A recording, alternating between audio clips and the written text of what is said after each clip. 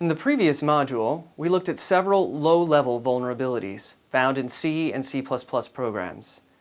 And we looked at how these vulnerabilities can be exploited using techniques like stack smashing and format string attacks. These attacks had two elements in common.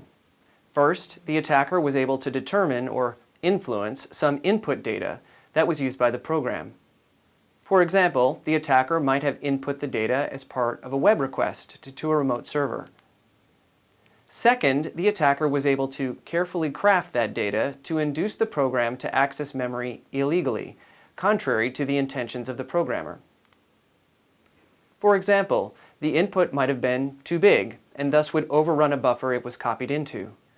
Or the input might have been ill-formed, indirectly causing the program to read or write arbitrary locations on the stack or heap. In this module, we will look at how to defend against low-level memory-based attacks. First, we will see how low-level attacks are violations of a property called memory safety. We will define the property carefully and show how various attacks violate it. The C and C++ programming languages are not memory safe by default, but we will briefly consider means of making them so. Next, we will look at some automatic means to defend against attacks that are memory safety violations. These defenses do not require changes to the source program.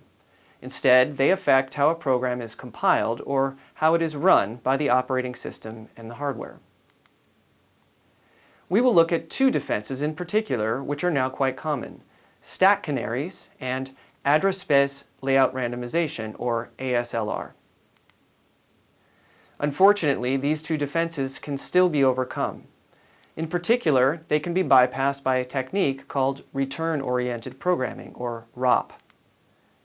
We will look at how ROP attacks work, and then we will look at a defense called control flow integrity, or CFI, that can defeat ROP attacks.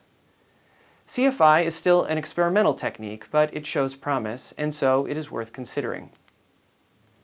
None of these defenses is perfect, not even CFI, at defeating attacks on memory safety. As such, we conclude by considering a variety of rules for writing more secure C programs.